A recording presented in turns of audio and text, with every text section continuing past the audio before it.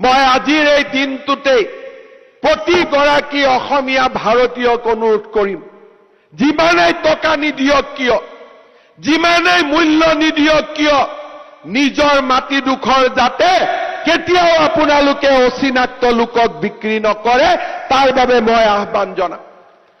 এই জামুগুৰি হাটৰ পবিত্ৰ মঞ্চৰ পৰাই মই বৰপেটা, নগাঁও, মৰিগাঁও, নলবাৰী, ধুবুৰী, গোৱালপাৰা ৰাইজক আহ্বান জনাম, দৰঙৰ ৰাইজক আহ্বান জনাম, কোনোবাই এটা টকা বেছি দিলেও আমাৰ যাতে মাটি আমি যাতে কেতিয়াও অচিনাক্ত লোকক বিক্ৰী নকৰো, তাৰ বাবে আজি আমি এই দিনটোত পণ ল'ব লাগিব। অসমীয়াৰ হাতৰ পৰা মাটিডোখৰো যদি আঁতৰি যায়, জীয়াই থকাৰ বাবে আমি পৰিচয় নোপোৱা হ'ম। জনগাঁথনিৰ পৰিৱৰ্তনে আমাক গ্ৰাস কৰিছে।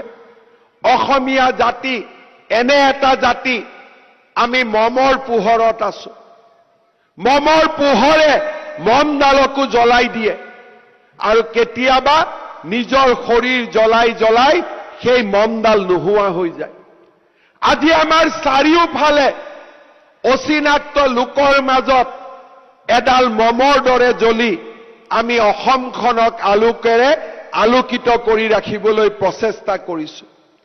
কিন্তু আমি যদি এই মমৰ পোহৰক সূৰুজৰ পোহৰলৈ ৰূপান্তৰ কৰিব পাৰো, অসমীয়া জাতিক কোনেও আন্ধাৰৰ অমাৱস্যাৰে ঢাকিব নোৱাৰিব।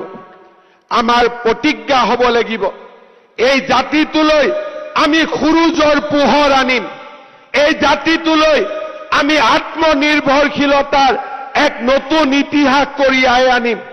শ্বহীদে যদি নিজৰ তেজেৰে অসমখনক ধুৱাইছিল, আমি কপালৰ ঘামেৰে আমাৰ মাতৃভূমিক ধুৱাম। সেই প্ৰতিজ্ঞা অসমৰ যুৱক যুৱতীসকলে কৰিব লাগিব।